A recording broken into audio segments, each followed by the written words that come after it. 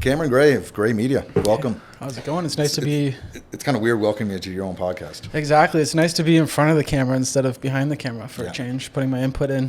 Yeah. You're basically co-founder and producer of Limitless with Mark Wadden. It's awesome. Yeah, we've built it. I'd say it's come a long way in a short period of time. Yeah, I think we only started... When did we start? End of March, early April? About that, yeah. So not even. I think it was later, almost the summertime almost. So we have 15, 16 episodes out, and people are starting to really pick up on it. We have 16 out, but we probably have about 18 recorded, 19 recorded. Yeah, this will probably be 19 or 20. Yeah, I think maybe 20. Mm-hmm. Gray Media. Yeah. Tell me your history and how you get into Gray Media and content building. And that's a long story, but basically I got into Gray Media because of my background. So when I was 13, 14, I really wanted to be a famous YouTuber. So I really was focused on YouTube videos and creating all these gaming videos. And I built this audience of about 80,000 subscribers playing Grand Theft Auto, a video game. Come on. Yeah, Grand Theft Auto 5 is what I was doing that really got me into this. And I was playing Grand Theft Auto, and I saw an opening in the niche because the people that I was creating videos with at the time, we were making videos about anything and everything. And one of my friends was making Grand Theft Auto videos, just Grand Theft Auto videos. And he was getting 10, 20, 80,000 views on videos. And I'm like, oh, there's something here. I was too young to play Grand Theft Auto. I find that concept so weird. Sorry to interrupt you, but I've been, a few years ago, we went to Barbados, and my good friends, they brought their children. Mm-hmm. And their boy, he was 11 at the time, 10 or 11. It was Minesweeper. No, not Minesweeper. Minecraft. Yeah. And he was literally, when we weren't at the beach or in the pool, he was watching people play it online. Yeah. Playing Minecraft. Yeah. And I've never heard of that before. There's a whole dedicated website, twitch.com. That's all just for live streaming gaming. So people like watching people react. You have to be a little bit over the top. If you're not good at a video game, you want to watch somebody else play it. Or if there's a group of people playing it, there's a lot of clans, the FaZe clan and all of these sports teams for video games who make more money than a lot of the big sports teams do nowadays. So it's a huge business model. I got into it with Grand Theft Auto, really realized that if you made videos about the same thing, you can build up an audience much faster. So I really taught people how to duplicate cars in that game and then sell them to make money. It was an in real life style game.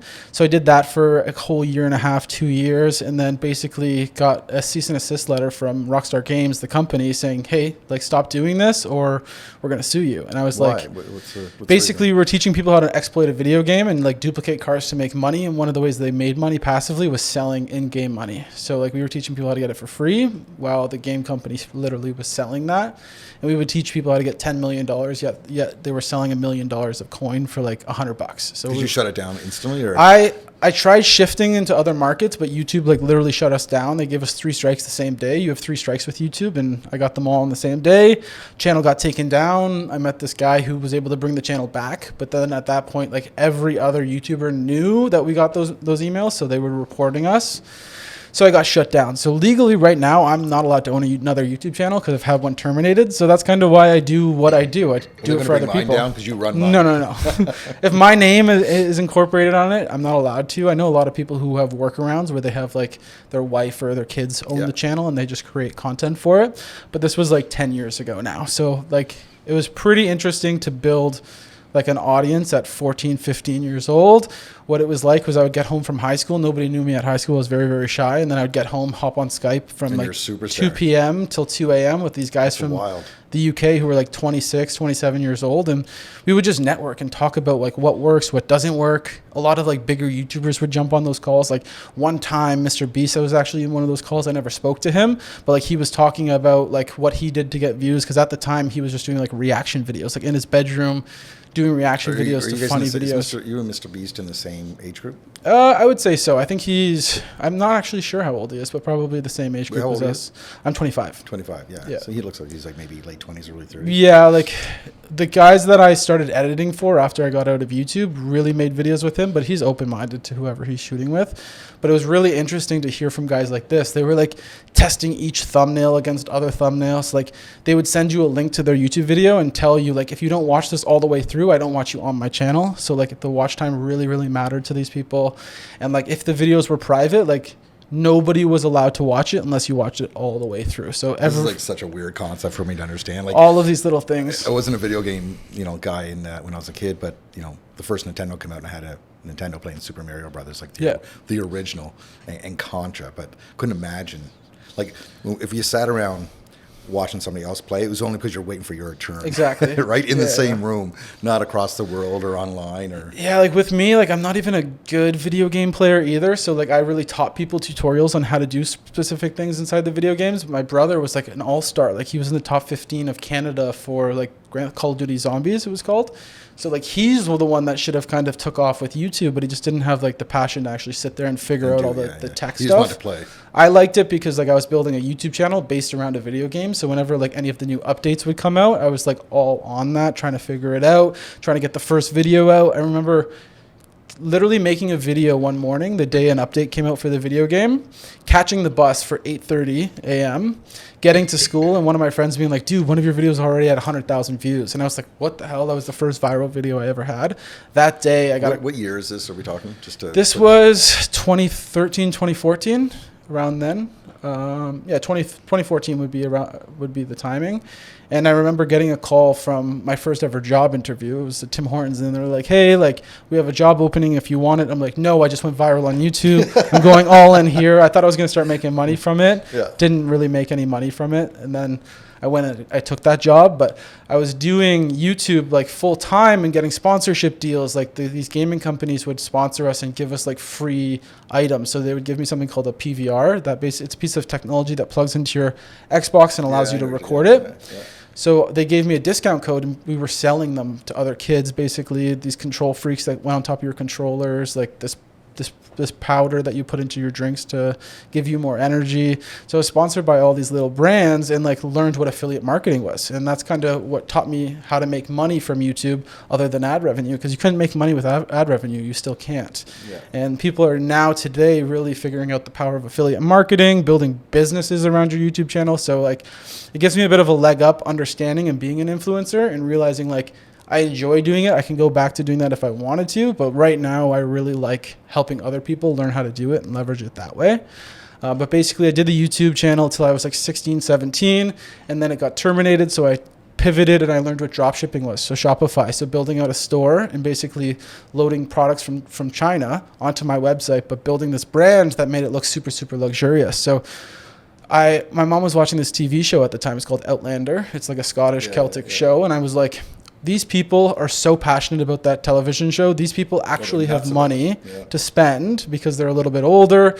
The kids didn't have any money in the gaming days, so like I couldn't sell anything for my channel. So I thought this was a perfect niche, and I basically threw together a store in a day, downloading all of these little pieces of Celtic jewelry, luxury scarves, all of these things from like replica, like the stuff from Outlander. Not from Outlander, because I learned that they could shut me down through Grand Theft Auto. So I found inspired stuff that was like in the same niche, and I was loading it with like these Tree of Life necklaces that were like, I don't even know, you'd put things in them and it made aroma and all of this stuff. I really didn't know what I was selling, but I loaded it on the store, found an Instagram account with 500,000 followers. And were you targeting Outlander? The clients. Yeah. So what I did is I built the store, designed it, themed it Outlander. It was called Outlander Inspired. So it wasn't Outlander at all, but our store looked better than the official like Outlander store. And like it was faster to order from. So I built it all out, and then I found this person on Instagram with 500,000 followers. I messaged her and I was like, hey, how much for a paid post? She's like, $40. I'm like, awesome. Like, post these photos, put this link in your bio, and promote this photo. And she promoted the photo, and in the first like 8 hours we did $800 in sales. And I was like, holy, you can make money from literally just creating a website. And that's when I scaled it up. I found a pop figure. So like the little pop figure, like figurines, we did a post on there for $40, turned around and made $5,000 in the matter of like 8 hours with that one as well. Yeah. She realized how much money we made, took down the ad on the back end because we were just like selling out with those things because they were limited edition. Was she negotiating? Did you want? She didn't even know to ask for like an affiliate fee. I would have gone back and done that now, but then I realized like I don't like the fulfillment side of things because you had to go and fulfill all of these products. You had to put them on your credit card, but you were using PayPal at the time. So like if a payment came through, you'd send the product right away, but people weren't getting their products fast enough. So they'd want refunds, and PayPal automatically refunded stuff. So I got a ton of refunds, and I was like, I'm too young to be like trying to figure out how to build this. Administrative side of things. Exactly. So I pivoted into making YouTube videos about it. So I made YouTube videos about how to start a Shopify store, and it took off. Like nobody was making tutorials on how to do that. I was really conscious because like I just built this other YouTube channel that got terminated. So I was doing this for a while, and I was advertising it of how to make 10 grand a month selling these different products online. The channel started growing like right away, 800 views, 1,000 views. Like on YouTube, that's a really good amount of views to be getting in like the first month. Yeah.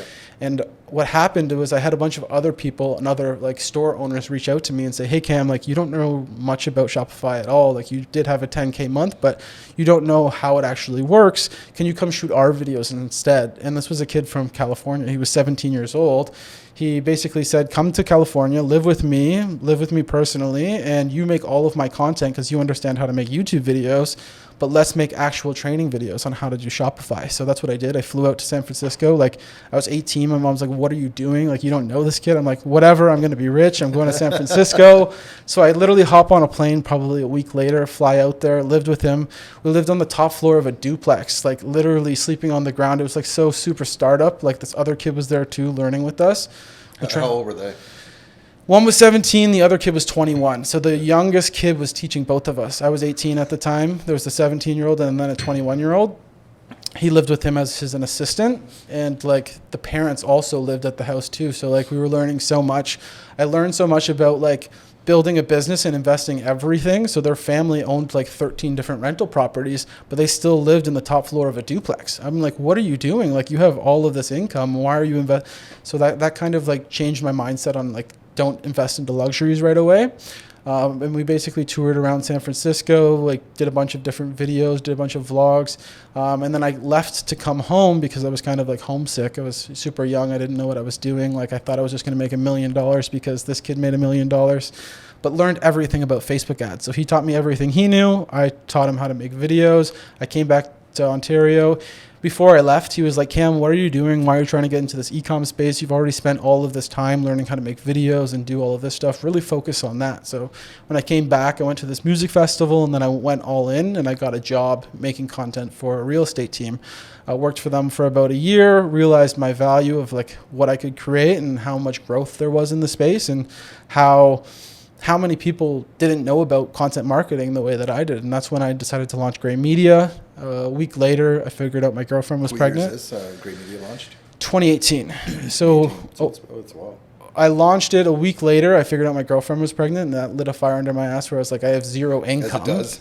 I don't know how I'm going to be able to support a kid. Yeah. And basically right away, it just like made me go all in full time on it. And then right away I messaged Andrew Perry. He was being talked about on one of the podcasts that we were doing. Yep. And I reached out to Andrew Perry. I was like, hey bro, like I love what you're doing. I'd love to create your content for you. Within an hour, we met up at Starbucks. We literally had a chit chat there. Then he's like, I'm going to this conference. If you want to come with me next week. I'm like, yep, I'm coming. Was that Buzz Conference? It was Buzz Conference 2019. I went to that conference, and literally at that conference, because I was vlogging Andrew, 6 people came up to me and were like, hey Cam, like I love what you're doing with Andrew. Can you do my content as well? So like I hadn't created any content. This was my first content day, and I was already getting clients in the door from this. And I was like, this is what I want to do the rest of my life. The team that I was on before didn't really like other people within the industry. They didn't like other realtors. So I thought it was very closed-minded. Very common in the industry, right? But then as soon as I went to that conference, I was like, all of these people are so collaborative and they're sharing their ideas. So I was like, this is the space that I feel home in. Built content with Andrew for about a year. Then I met Dave Hutchinson, started building content in downtown Toronto. Through them, I met Matt Campoli and all of the other different brands, and then really just started scaling out what I did best at, which was social media content.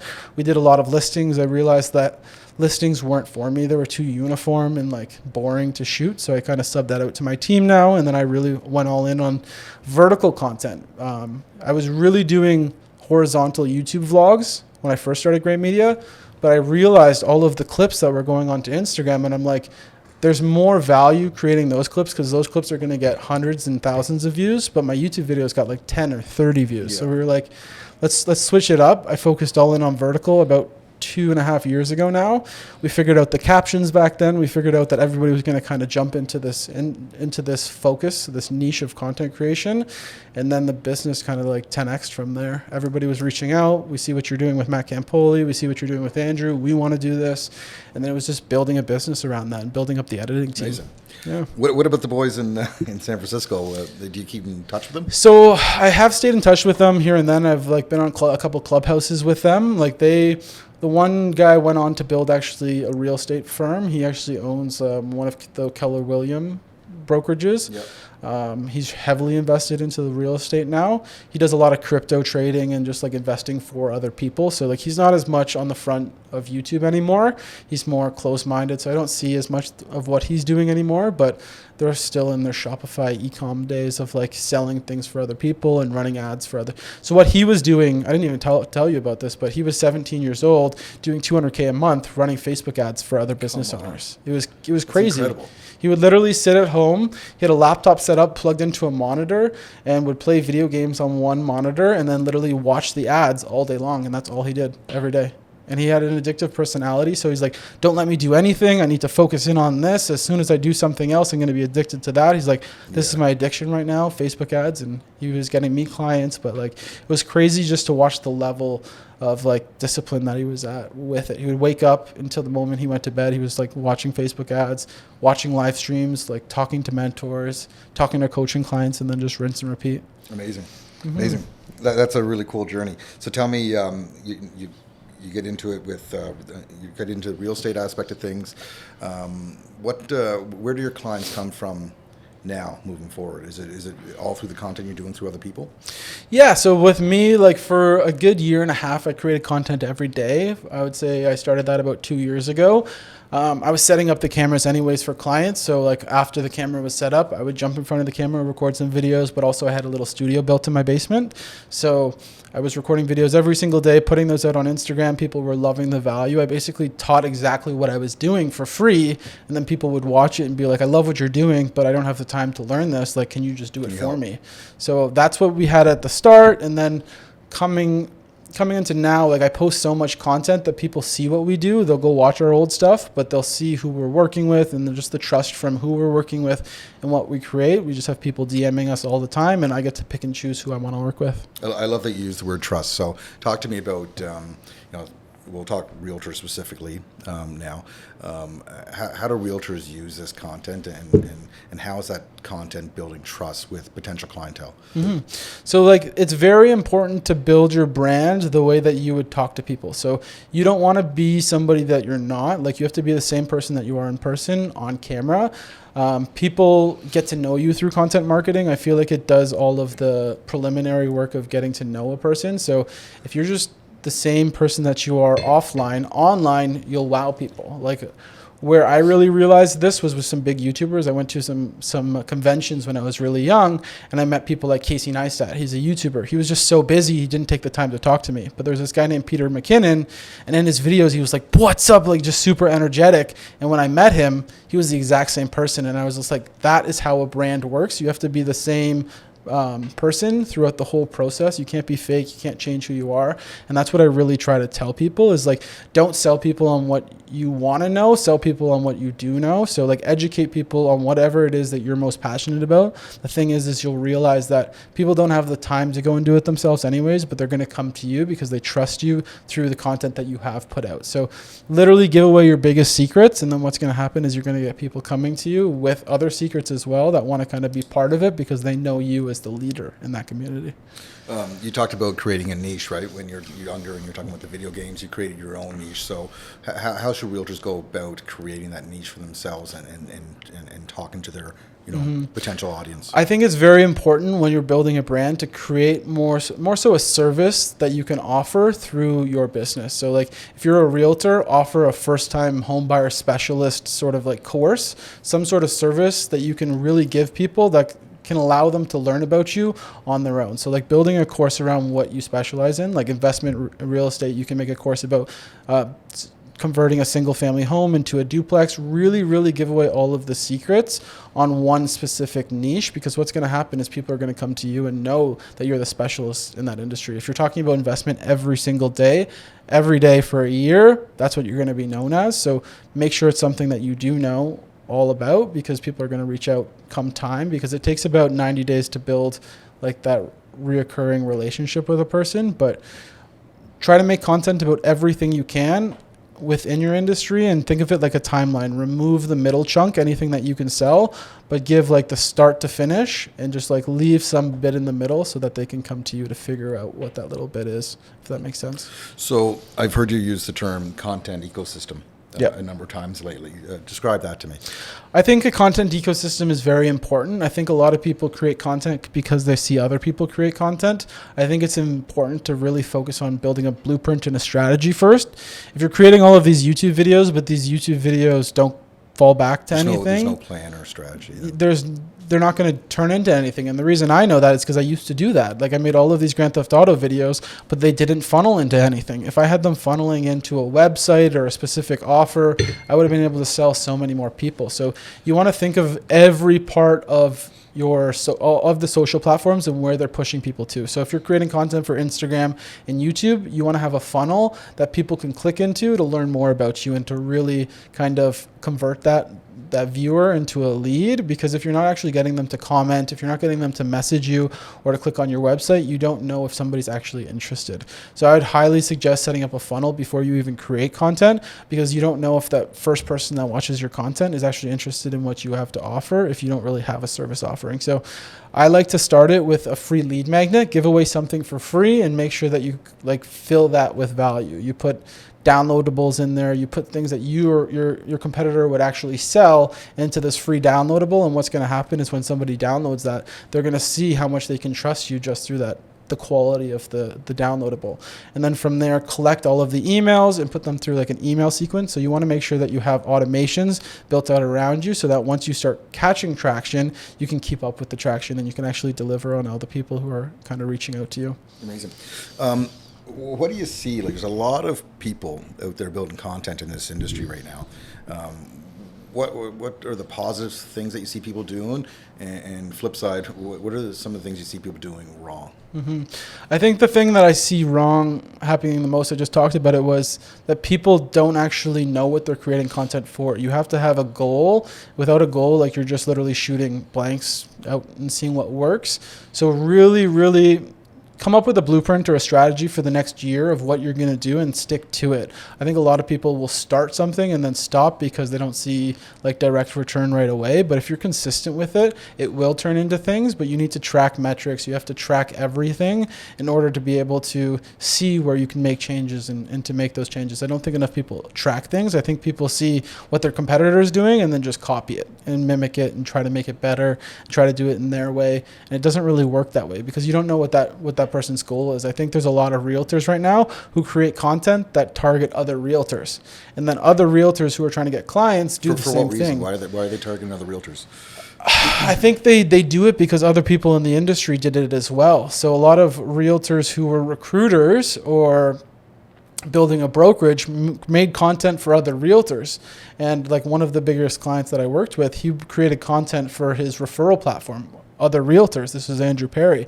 And other people saw what he was doing and thought, he's getting a ton of views. That's going to get me business as well. But they didn't realize that he was leveraging a Facebook group with 25,000 different realtors in there who were going to refer him business from different parts of the industry in different places. People also didn't realize that this person is head of recruiting at their brokerage. So having all of these realtors' eyes on you can make you money in different ways. So other people think, okay, well, other realtors are going to refer me business, or they can join my team, or they can do all of these things. But that shouldn't be your focus. Your focus should be like setting up things for your local.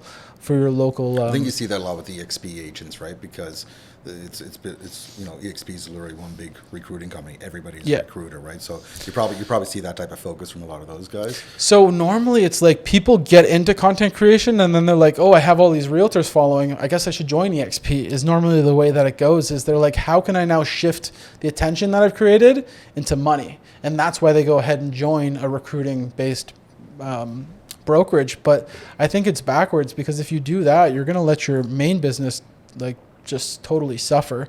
And you can only You have to recruit also agents. wonder, you have to, like, who's doing the deals? If everybody's recruiting, who's doing the deals, right? Yeah, I think Who's like trading in real estate?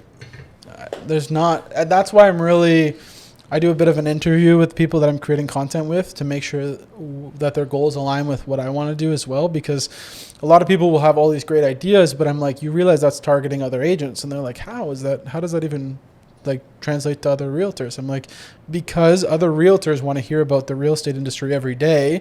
Most buyers and sellers aren't thinking about real estate every single day. They think about real estate when they are actually ready to buy or move. So you have to be kind of creating content around the things that they're looking up when it comes time to move. So like how to fix your home, like how to get it ready for the market, or just kind of like keeping in touch with people and giving them advice on things that they should be doing to raise the value of their home. That's why I think like investor focused like social pages work the best, because investors will buy multiple everybody properties. wants to be a real estate investor, and everybody can, right? Everybody has the potential to do so. 100%. And they look at the numbers. You can do 10, 20 deals with the same person from social, and they're watching what you're doing, and they're seeing and they're keeping up to date with what you're doing through social. Like investors are usually the easier pages to grow, as well as brokerage pages and recruitment pages, because a lot of realtors are on social. But to create content to get business, you have to be talking about like farming a community. There's a big difference between trying to talk to clients and trying to talk to realtors. And like you said, like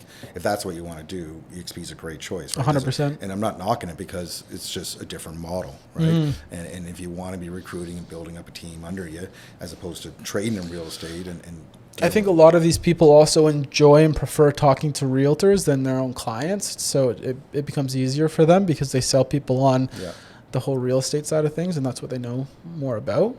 But like it's really easy to get clients out of content marketing as well, because nobody's making content about these little niche neighborhoods. Like I grew up in a town called Flamborough. I don't know if you've ever heard of it, but there's no creatives that are making content about where the city hall is, where the best pizza places are, where to get Chinese food, where to get this. And what's going to happen is you're going to start popping up on Google when people start looking up these places, where the best places to go to school in this community. These are people who are thinking of moving to these communities, and they're looking these things up. It's funny you say that. It's like, you're right. It's really easy this day and age come into this business. You know, obviously you have to know what you're doing. You need some experience on your belt. I highly recommend working with mentors and whatnot to get to that level. Exactly. But in these smaller markets, you could literally dominate. There's guys in the Waterloo, Kitchener area, there's not as many content creators, and there's these guys literally dominating out there because they're these small these small villages that everybody knows to use Jim, because Jim's been the realtor for the past 20 years. But now that there's all these young people trying to get into the market, they want to use that savvy person who's coming up on their Facebook ads all the time, that's popping up in their YouTube. And where's that younger generation, those demographics looking for real estate or who to help them in real estate? It's going to be online, right? Yeah, like I think a lot of younger people also like despise what their parents do as well, and they don't want to follow that path, and they go the opposite direction. So to be in front of these neighborhoods is very, very crucial, and I don't see anybody. It's funny actually, the people who do it aren't on Instagram, aren't in the real estate communities as much. They're just out farming deals and doing $1 million in business because of their YouTube channel. But you don't see them going all of these conferences and talking and telling people how they do it, because they don't really want to tell the secrets. Yeah. So like really watch what you're learning at a conference, because people will sell you on their strategies that worked usually a year or 2 years ago. So a lot of the things that I hear from people, like it's older strategies. Things change fast. Very, very fast, especially online, especially in social media. Yeah. I hear a lot of people repeating social media videos just on stage or on a podcast, and I'm like, I've heard this from somebody else. You're literally regurgitating. And it's already irrelevant. Exactly. Right? The algorithms are always changing, right? Mm-hmm. Like we've noticed even since we started this podcast, which was the beginning of April. And the way things perform. Mm-hmm. Before then, like photos didn't work. Now photos do work. Now you have to be like targeting people through ads as well to get your views up, because the platforms want you paying. So it's always adapting and changing, and you have to kind of stay in front of it. And it's very, very hard if your focus is real estate and you're a realtor trying to create income, like by selling houses while trying to become a content creator. It's a full-time job, really, creating content. Who are some of the people that you really admire creating content in this industry specifically right now? It doesn't have to be GTA or Canada. It could like be realtors in general, you mean? Yeah. That's gonna make me think. I think Cash. I work with him directly, but I think what Cash he's Alani. doing is very different from most people. He's putting himself out there. I like credit better. Yeah, the credit's pretty funny. You never know what's gonna come from him, but like what he's doing is he's giving a breath of fresh air basically to realtors and to people in the industry. That's why I really like what he's doing. Ryan Serhant built a tremendous business through social, and it's interesting because people think that he does all of these real estate deals, but he makes more money off of his courses, off of the Yeah, for training, sure. all of the infrastructure he's built for other realtors. He's expanded his model 100%. Ryan Panetta, he's a big one. He's out of the States. He's in Las Vegas, but he's a real estate investor. But he also does like speaking engagements. He's built a mortgage business. He's built just businesses around where he gets his traffic from. And then somebody who's not in the industry, Alex Harmozy, he's more of a coach and a social media, not a social media specialist, but he just helps you take your business to the next level. He owns something called acquisition.com. He gives out the best information and the best tips, and like he'll tell you how to use Instagram and YouTube because he's already made his money. He sold his company for $50 million. So he's now going to different seminars where Mr. Beast's at, learning the strategies from there and then giving it away for free online because he wants to see other people grow. Because what happens is once you hit $1 million in revenue, he wants to partner with you and become partners basically in your business. So it's interesting to see how people are leveraging social media. Less and less realtors are kind of actually getting to where they could be. I think there's a local community of realtors, and then there's like the online community. I think a lot of people are super hyper focused on what's happening locally, but if they look into the States, if they look into what people are doing online, there's many things that I would mimic. So funny, this industry for years is just it was really an industry of lone wolves, and that online community is pretty supportive. Like I see a lot of collaboration happening across some of the people you want. I hate using the word influencers, but influencers online in this industry really they tend to work together and support one another. It's interesting. Like a lot of people will see that I bring my clients together to make content together, and a lot of people are like, "Why would you do that? Like you don't really want their networks being in front of the other networks," but a lot of these guys don't care. They're growing together. The person that's going to work with Mark is going to work with Mark. The person that works with Cameron is going to work with Cameron based on his personality. For sure. And it's you've seen different personalities. I think that's what it's all about, is building that trust. And some might gravitate more towards Cash, or some might gravitate more towards Matt. Right? And that's yet to be determined. But, let's go back to Cash for a second. I'm a big fan of Cash. I'm a big fan of the content that he creates. But it can be a little bit controversial, right? People sometimes knock it for, making fun or jokes of the industry. What's your take on that? Because I completely disagree, for the record. So I think there are a lot of people who despise what he's doing because it makes them uncomfortable thinking that they're going to have to do it at a certain point. But the thing is he's just comfortable doing that because that's who he is. Like I can hear where he came from, because before he was a realtor, he used to make silly prank videos and different videos. Like I know people who were like that, and those personalities are still those types of personalities in their workforce. Maybe not real estate, but I have friends who used to make all these prank videos. They're that same person in their business. That's just who Cash is as a person. So you can laugh at it, you can love him, you can hate him. There's definitely a lot of people that love him. There's definitely a lot of people who don't like what he's doing, but it's turning into business. He's doing deals that are like $1 million plus. And when you're filming with him and these clients, they're laughing at him. They're having fun. It's the different personalities. And I think two points, right? Like, go back to the people that are building content with no real strategy or goal in mind. Like they're doing it because they see other people doing it and they think they should be doing it. But how's that translating into business? Well, you might knock what Cash is doing, but it's translating into a business. Exactly. It's translating into a 7-figure business, to be completely blunt. And then the other thing is you just nailed it, and you said it at the beginning when we were talking about your early on, in your early days, creating a niche for yourself and building trust with people. But they're seeing who Cash really is, right? That's the Cash you get in person as well, not just on camera. And if people choose and relate with that type of humor and that approach, They're going to call cash. It's funny though, because like I've been watching Cash for 3 years, and I watched him kind of grow and where he started. And when I first started watching him, I'm like, this guy's silly. What he's doing is a joke. Like, he's never going to grow online. And I was a hater too at the start. And there was just little things that, as a videographer, I was like, he could do this better and he could do this better. I was just jealous that he was actually putting himself out there, and he wasn't one of my clients yet. And that's kind of why I was hating him a bit. But once I got to know him, and like once people get to know you, like they learn to love you. Like that personality is refreshing. Like you don't get to meet somebody who becomes friends with you within like 30 minutes of really meeting you. And that's who Cash is. Like he's comfortable with anybody. And I think that's how he puts himself out there online as well. Talk to me about, and we've had this number of conversations with various guests and people in the industry. You and I have spoken about this a lot, but there's a lot of big successful agents that are a bit old school and, you know, have massive business. Oh, yes. But they're not building content. They're not doing anything online.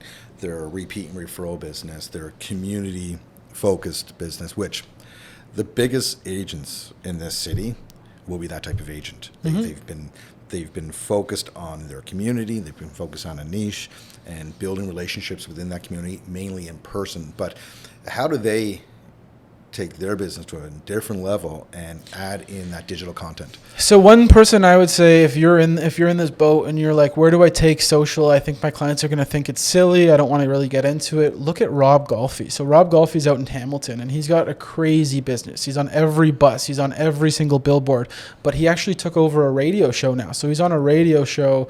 I forget what channel it's on, but it's on the radio every single week, but they record it and they turn it into clips as well. So this is somebody who has all that old school business, but has turned it into digital as well. And he's doing a phenomenal job at it. Like basically he's recruiting new agents because who he is as a person attracts these agents. And like not many people are creating content. So if you can create content about your actual business, you don't have to create content for the industry. Create content about what you know. And the thing is with you is you probably already have 1,000 or 5,000 people in your database that are probably friends with you on Facebook, that as soon as you post content, you're fresh. This is new to them. This is something they've never seen from you before. They already trust you. They're going to tune in. I think these people have the biggest databases and the biggest untapped database from people who used to know who you were and just don't talk to you anymore. You can reconnect with so many old leads so quickly. I also think that this day and age, and you know, it's harder to get people out to things. You know, maybe it's a byproduct of COVID and us being locked up for a few years. But you know, these agents that are community driven, you can only throw so many events, right? We all have our own life. We have families. We have kids, spouses, like that we have to put time into. We have our jobs, but like you can only throw so many events and be in so many places to be in person. I just think that the digital world is just such an efficient way. And again, it's not about, I want everybody to get away from the thought that it's about creating new business. It could be just about staying in touch with your existing database in a very easy way. You know, like you and I are going to sit here and we're going to talk, you know, probably for an hour. 4 times a month. That's going to be how many pieces of content? At least probably 10 to 20 pieces of content. An hour of my week, and I have 10 to 20 pieces of content that my existing network is going to see, my friends, my family, my clients. Like, think about how many people you have to call, just cold calling and be like, hey, how's your day going? And then you're just having these conversations with your database because you're told to do that. But you post an Instagram story once for 15 seconds, and then 100, 200, 300 people watch that story. That's you talking to that person, and it gives you the ability to reach out to that person because they've consumed a piece of your content. So it's not going to be like a cold message. Yeah. So as soon as you send a message to somebody who's watched one of your stories or watched a piece of content today, they're going to feel comfortable engaging with you. So it's a really, really good way to stay top of mind all of the time. Like there's so many people that will reach out to me and be like, oh, I was just thinking about content today and I saw your story. Can we talk about it? That's kind of how it works. Like someone's going to be thinking about real estate and you're going to be the first person that kind of pops up on their Explore page, and they're going to ask you the question. It's kind of like, who do they know in that point in time and who can they talk to about that specific thing? But if you become a specialist, if you're like an investment focused realtor, top of mind right away. Anybody's talking to you about duplex conversions, they're going to say, "Hey, Eric Cleary, you have to For talk sure. to this guy." I Yeah. watched all of his videos and He's instant created a referral. wonderful niche for himself, right? 100%. Like he gets referrals from realtors all over the GTA because he is known for being a Niagara specialist and an investment specialist. You and I did a podcast 2 weeks ago with Nufor, right? And He knew who he was. We want to introduce Eric Cleary to you. Exactly. Because, That too. Yeah. Like building a brand and being very, very specialized at what it is you offer. A lot of people think, well, I'm going to be pigeonholed to this group of people, but even if you do 100 deals a year, like that's more than most people, but that's all that you need from 1,000 followers or from 10,000 followers on social. So it's much easier to impact a bigger group of people in a shorter period of time and a lot less energy being used. So you can really focus it in on like the deals that are actually going to create you income. Like you should be focused on the income producing activities and systemize everything else out around you. what do you think about getting? Sorry, I just went blank. Not confrontational. What am I trying to say? Controversial. Sorry. What do you think about getting controversial with your content? Now, there's controversial, and then there's a colleague that was up in was it Markham or that Very made local. the Palestinian post. Like, I'm not sure what was going on there, but just throwing out controversial comments, controversial conversations. So controversial, like being controversial online will help you so much. Like in the real estate space, I don't see as many people do it, but in the e-com space, I saw it all of the time. So like think about this, okay? You're selling dog products on a dog store and you have this ad about this dog who's chewing on a ball and everybody's commenting, "Oh, that dog is so cute. I have this dog. I have this dog." If you made a fake account and commented on that person's post, like, "Send me a picture of your dog. I want to see it." They send it. And then you say, "Oh, that dog's ugly." You're going to create a ton of like conversation going on in the comment section, Dog giving owners you will the go nuts. ability to start more conversations. Yeah. And basically it's going to get your costs down a ton. It's going to get a lot more people interested in what you're doing. You just have to have a strategy with it. Like I've been pretty controversial in my content. In a lot of my stories, I've told realtors, like, you guys aren't entrepreneurial. You guys are really good at sales, but there's no true skills other than like selling people. You just outsource a lot of the work, and it really bruises a lot of I've egos. never used the negative comments that way. Like when I see negative comments on my stuff, I don't delete it, I leave it, and I like it. And in my mind, I feel like, oh, that's just going to irk them. And then a lot of people are going to go and look into that comment section and click into that person's post and see who this person is, and they'll side with whoever they want to side with. You just really need to have a strategy there. You have to watch what you're posting to online, who your demographic is. Like me being a little younger, I posted stuff to my stories that have gotten me in trouble with people that I didn't even think it would offend. So you have to really watch, like, what am I trying to do here? And you have to think of how many people who are watching you and like what they side with. Like the thing is I think the post that we all saw being put up to social had a little bit of an emotion attached to the post, so it was a little bit different. But I think like, it might have been a bit of alcohol as well. that too. I don't think a lot of people should have posted something like that, but I think there's other ways of playing in that same area, just in a little bit less of a ruthless way. I look like an old man here just Pouring a tea. I'll lose my voice if I don't. Platforms. Let's talk platforms for a second. Tell me the platforms that people should be focused on, most important, and the differences between each. Obviously, there's a lot of differences, so high level.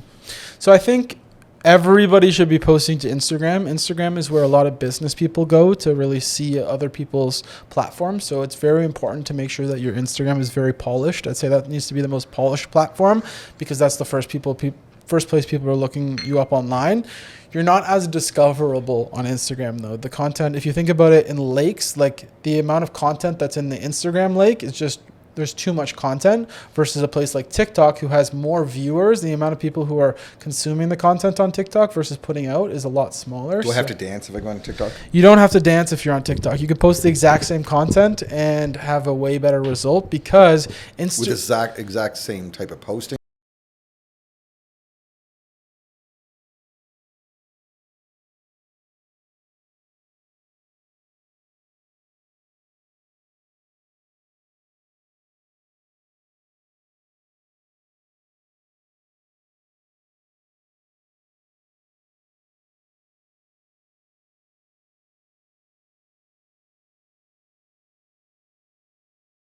And for a love guy your just videos. sitting on a desk with a scowl on his face, I'll do it well.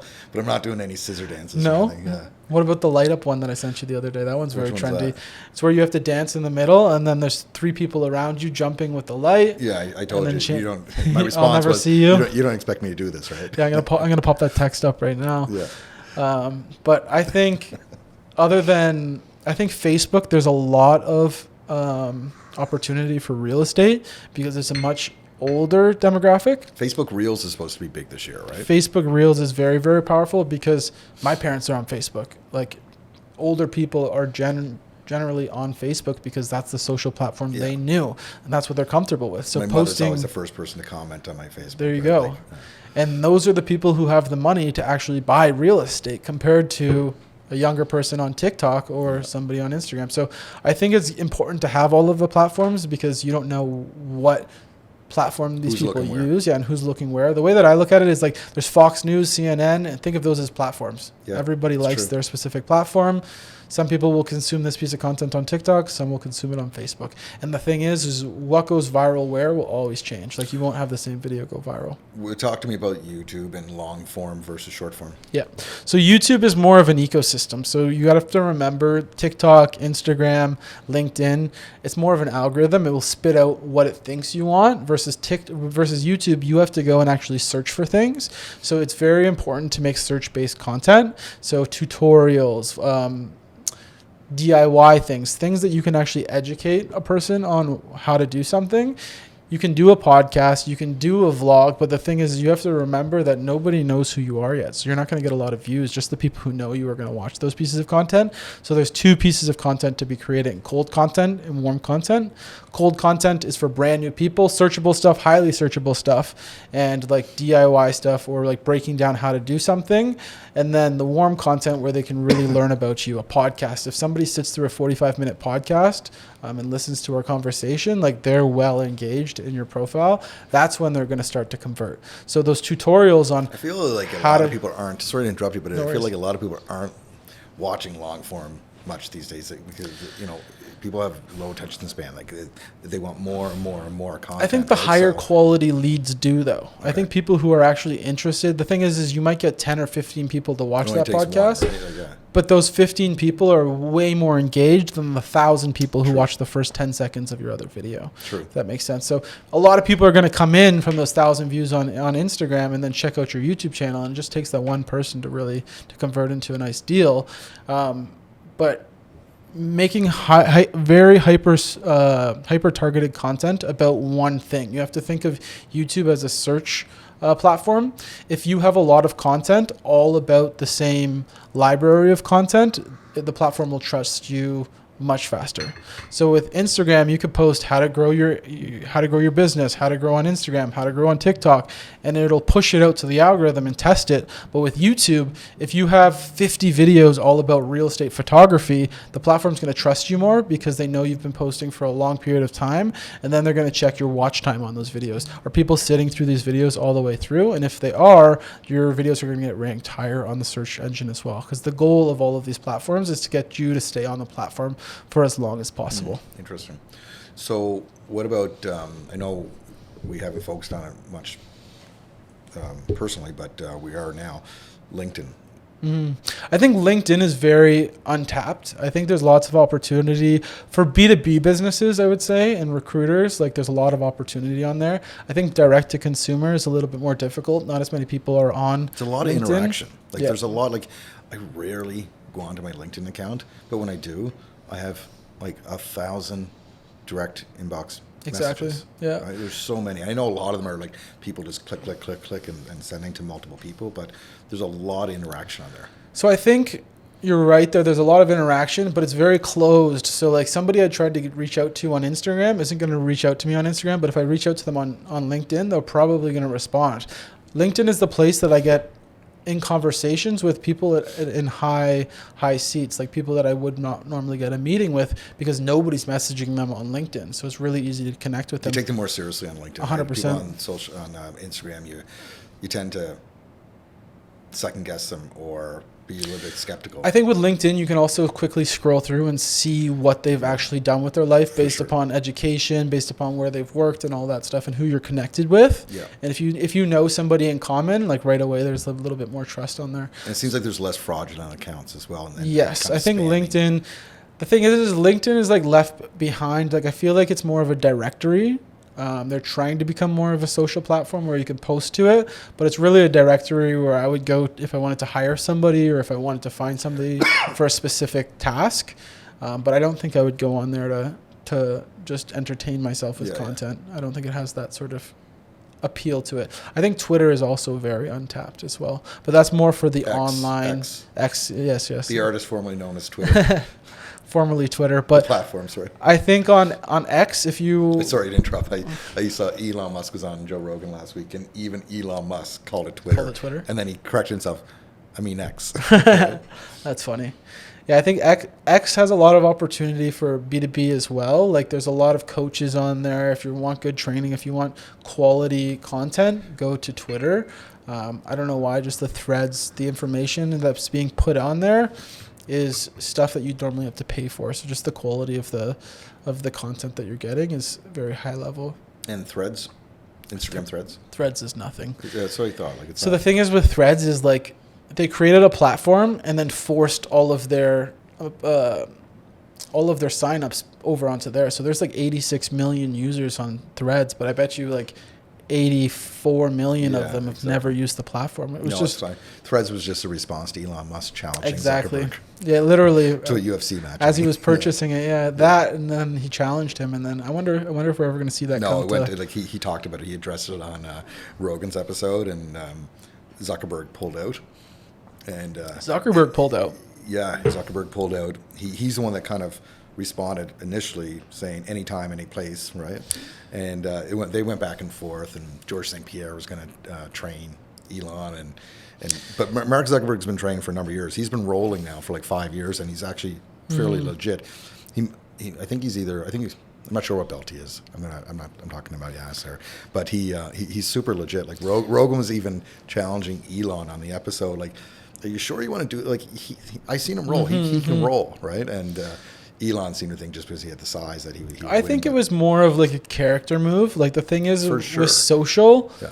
for some reason, like fighting and the UFC, like and social are the same thing. Like a lot of the influencers who were like diss tracking and making diss tracks on other YouTubers now are fighting in the UFC and fighting in boxing and all of that sort of stuff. Like so we're seeing like Logan Paul fight actual fighters, and it gets just so much attention, and there's so much money to be And now his brother made. is the world heavyweight champion in the WWE. Yeah, it's so weird. wild. It's so weird. But what those guys have done is it's wild. They've been able to build like the new Gatorade basically just Yeah. off of all of these fights because they're Yeah. getting right in front of their audience. They're making all of this money in pay-per-view. What's their drink called? Prime. Prime. Have you ever That's had right. it? It's No. like super sugary. It's really, Really? it's not the greatest. Is it caffeine? There's a lot of caffeine.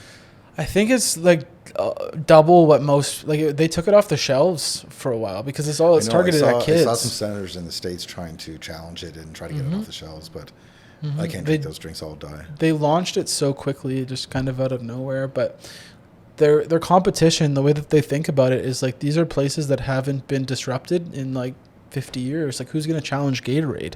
Nobody can challenge Gatorade, but somebody with 10 or 50 million, I don't even know how many subscribers he has now, but 50 million subscribers on YouTube can do it. Like it's funny, Mr. Beast had to start Feastables, which is this chocolate brand, which he says, I wanted to break into an industry that hasn't been disrupted in like 50 to 60 years. And his main competition is Hershey's chocolate. So he launched that brand because he didn't have brands who had the budget to spend on his content sponsorships anymore. The thing is he gets more views than the Super Bowl does. So What's his background? Like for me, he came out of nowhere. I haven't been following him long. Mr. Beast? Yeah, I've only started following him recently, but So he's just a viral YouTuber. So the way that he got famous, and I told people, like, if you want to do this, you can do the exact same thing. It just takes discipline and hard work. His first ever video, he sat on a live stream and counted to 100,000. He just sat there going 1, 2, 3, 4, and then he made a video 100,000 to 200,000. Then then 200,000 to 300. He counted to 1 million live on camera, and then he started doing things like watching the 10-hour version of like super annoying songs. So like, I'm never gonna give you up. He sat through the 10-hour long videos. So people are like, no way this guy did it. It has to be fake. So everybody was checking these videos out. All these YouTubers were like reacting to his videos doing it. So that started blowing him up. That's where he got his initial traction from. And then what he started doing is like companies would come up to him and say, hey, we want to give you sponsorship money. He'd be like, okay, give me $10,000 because it sounds good in a title, and we're going to go give it away to homeless people. So he would go out on the street with $10,000 of sponsorship money and just give it away to a homeless person and film that process. And what would happen is it would get so many views on YouTube that he was able to repeat the process. So every bit of money that he would get, he would pour into his videos. So this dude spends like $1 million, $2 million on his videos. I think he spends just under $200,000 on every thumbnail for a video, designing it, figuring out the perfect thumbnail, because that's what people are clicking before they watch the video. If the thumbnail doesn't work, people are never going to watch your YouTube videos. So this is somebody who goes all in on what he does. Like, that's wild. He did, I think he spent like $7 million or something like that designing the Squid Games. He recreated Squid Games and made a YouTube video about it, and it got like 100 million views. Like, all of his videos get 40 to 100 million views. Like, he's mastered how to go viral. I have a great YouTube. idea for him.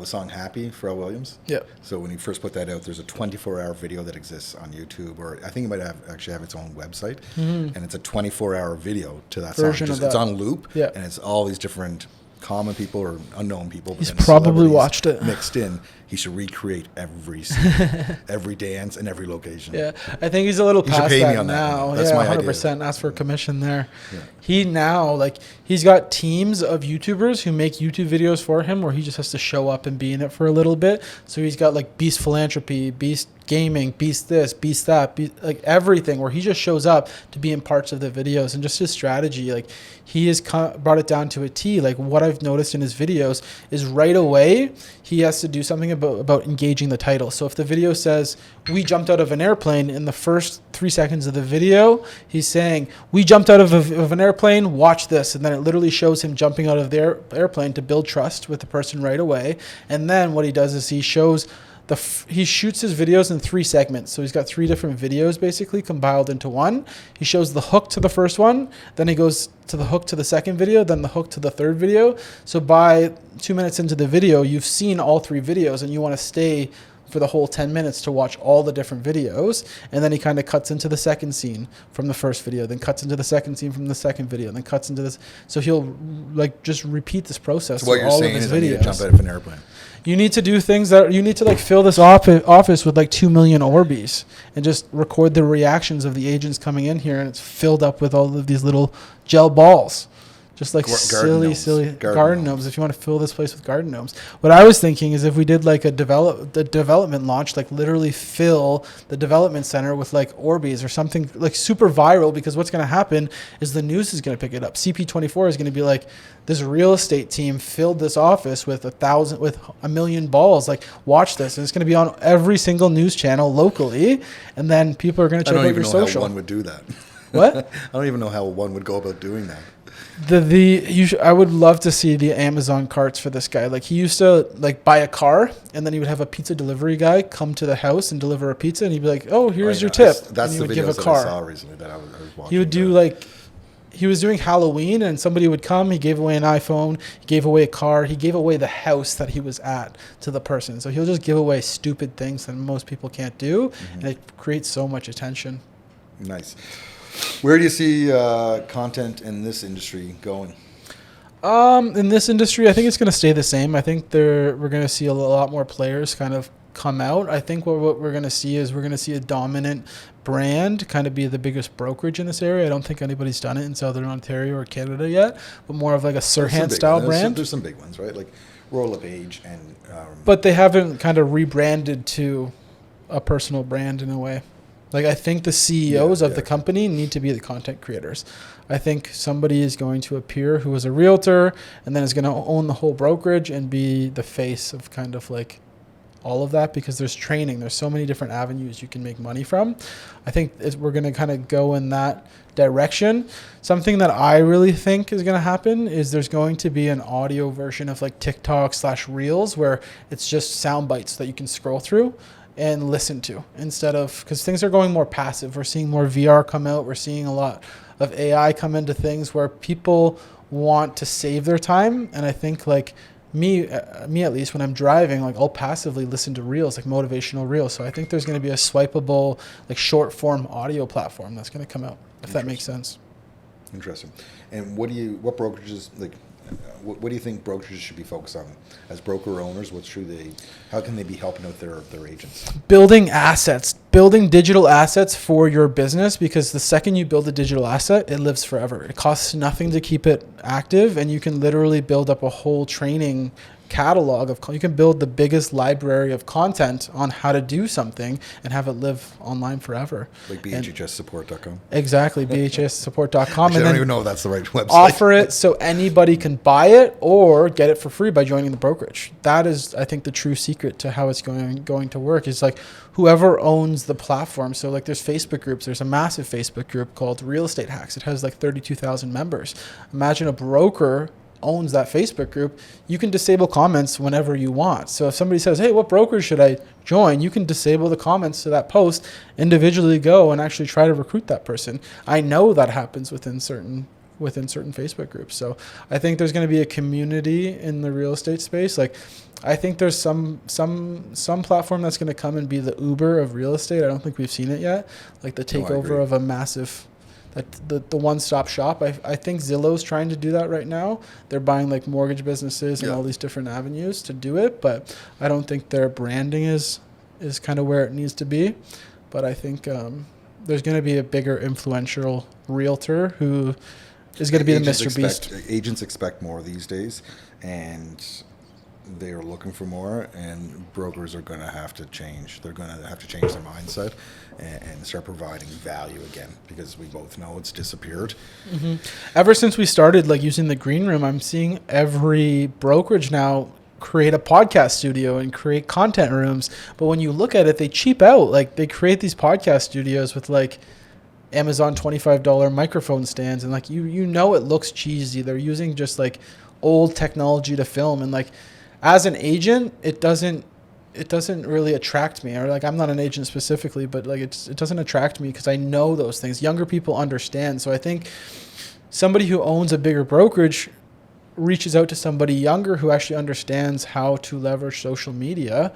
You can build something huge there and actually do it the right way and the right quality of the equipment that you're using. You still looking to move to Toronto? You're doing so much work in Toronto, especially with us. So I moved to Toronto. I lived in Queen West for a year. I loved it. The only thing is I have a kid, and it's nice to be near my family. I like Flamborough. I like that area, and I think there's opportunity there. I think there's a lot of realtors out in that area that aren't creating content. So like I kind of want them to come to me. So I want to have some sort of satellite place to live between the two spots, but I think there's so many. I think there's so many opportunities everywhere. Like I really want to be in the States. I have a lot of contacts out there who want to pull our business out in that way. Like if you look at on social, there's a lot of creators in Southern Ontario, but there's no creators in like Vancouver has a bit of them, but other provinces. I don't see much coming out of Vancouver. See a little bit out of Calgary. Because there's no creators. There's no agencies out in those areas. A lot of this camera, if you can,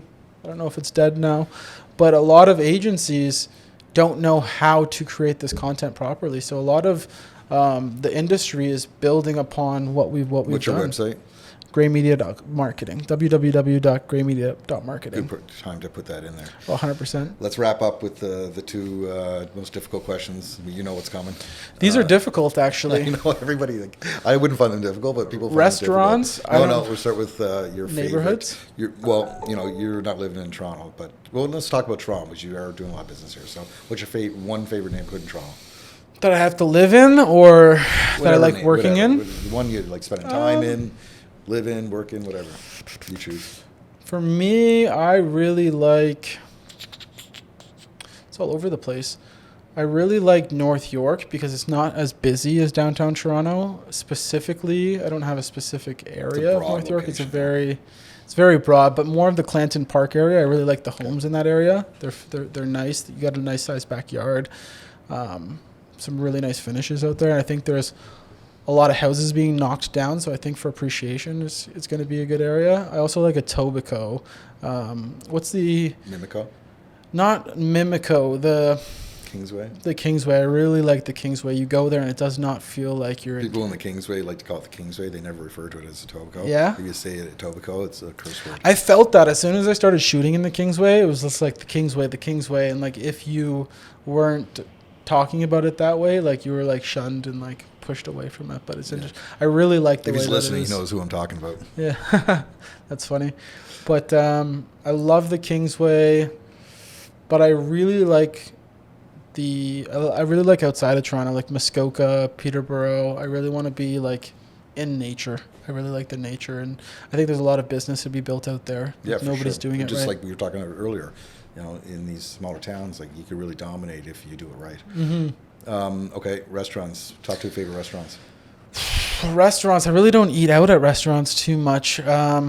I'm pretty easygoing. Like I'm somebody who will go to the Keg if I'm going for a business dinner. It's consistent. It's always It's consistent. very easy and consistent. There's a lot of downtown spots. I just don't know them by name. Like I'll Uber Eats from a lot of them. Anything authentic. I like trying new things. Like I don't like super spicy stuff. I don't like things that are heavy with onion. But I like trying homemade places from actual cultures. I'm trying to think. Like I can't even name another restaurant down here that I would go to. You should do some Persian food with Cash. Yeah, Do the that's taste something we test like talked you did with about. me. Yeah, I don't. You have I to don't name think that. I would. I don't think I would make it through those videos. The first time we had him at our studio, he ordered these shawarmas with like the pink stuff on. Like I don't even know what it's called. Radish. And I was eating it, and I'm like, this is spicy. There's the tastes here. Like I don't know. And then he had milk, this yogurty milk. Yeah, that's the one he made me try on the podcast. It was the I like weirdest that. thing. I like that, but I forget what he. It was the dark stuff that he. Yeah, I think I referred to it we'll as. pop it up. Camembert. Yeah. Yeah. Awesome. That stuff, yeah. I think I tried a little bit. Literally tasted like tar. Like I don't even know what I would compare it to. Yeah. It's gross. Cow manure. And where can people find you? People can find me on my Instagram page, Acray Media. That I usually just do the DMs there, and then my newer website will be linked down below where you can auto book. I really like to learn about your brand before I take anything on, so it's all about building that relationship first. So DM us on Instagram, check out our website, all of those different places. And I highly recommend Cameron and Gray Media. Appreciate that. Thanks for coming on. Thank you. It was awesome. Perfect.